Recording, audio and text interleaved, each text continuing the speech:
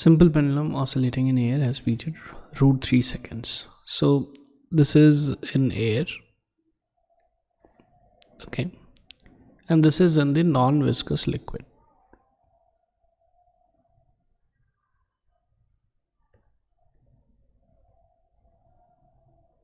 Okay, so now in air, if you see what is the force which is like pulling it down, that's mg.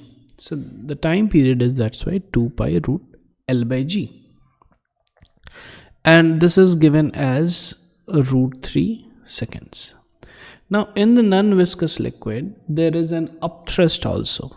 So what is this upthrust? The upthrust is the volume of the bob into the density of the liquid, which is rho by 4, because that's what it is mentioned, 1 by 4th of the material of the bob into g.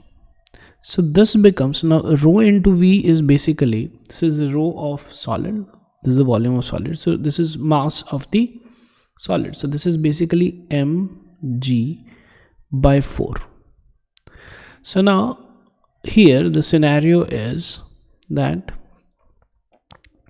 mg is the gravitational force which is pulling it downwards, and then there is mg by 4 which is upwards. So therefore the net force is downwards, which is 3 mg by 4, which is basically mg minus mg by 4, so 3 mg by 4. So here the time period, now the t nu will be 2 pi root over L divided by, so since here it was mg, so therefore the equation was 2 pi root L by g. Now here it is 3 mg by 4 or m into 3g by 4. So therefore the equation will be t is equal to 2 pi root L divided by 3g by 4. We can refer it to as g effective or whatever. The point is, we are just comparing the formula, and that's how we arrive at this conclusion that it's going to be, the g nu is going to be 3g by 4. So this is basically 2 pi root over L by g into root over 4 upon 3. Now this is given in the question, which is root 3 seconds. So therefore this should be root 3 into root 4 upon 3, gone. So this is root 4, which is 2 seconds.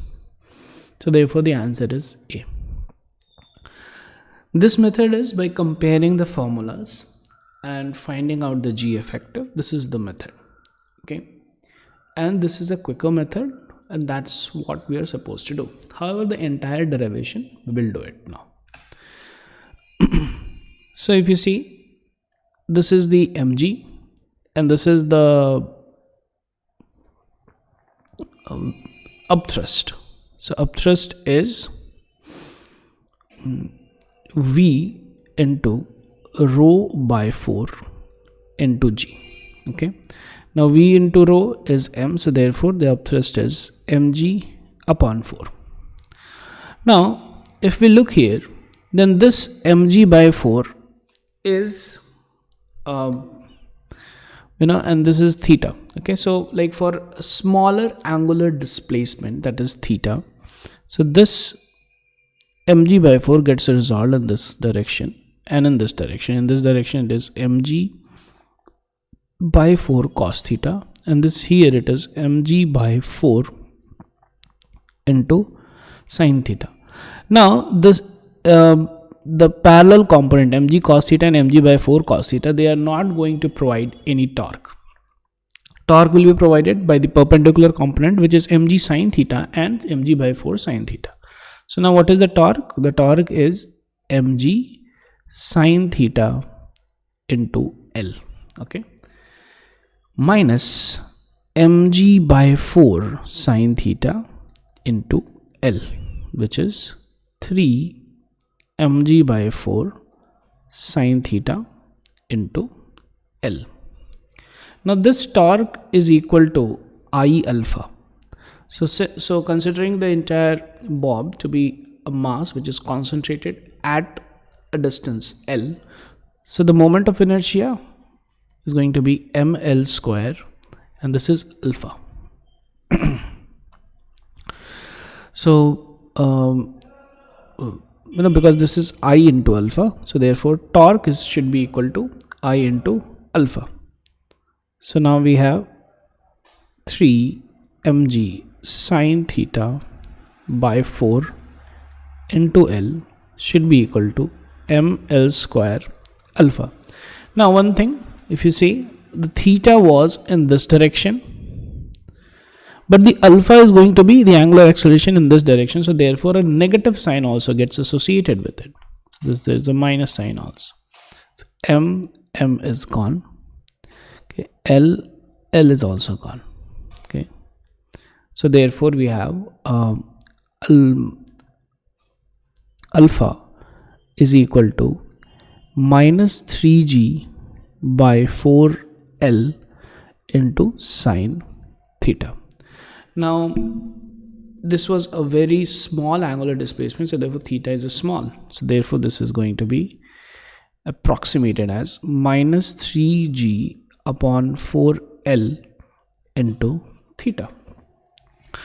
So this has come in the format of alpha is equal to minus omega squared theta, which is the equation of an SHM. So therefore omega is going to be now root over 3g by 4l. So therefore the time period is going to be 2 pi by omega, which is 2 pi root over 4l upon 3g. So this translates to 2 pi root over L by G into root over 4 by 3. Now this was given as root 3 seconds. So therefore root 3 into root 4 by 3 gone. So root 4, which is 2 seconds.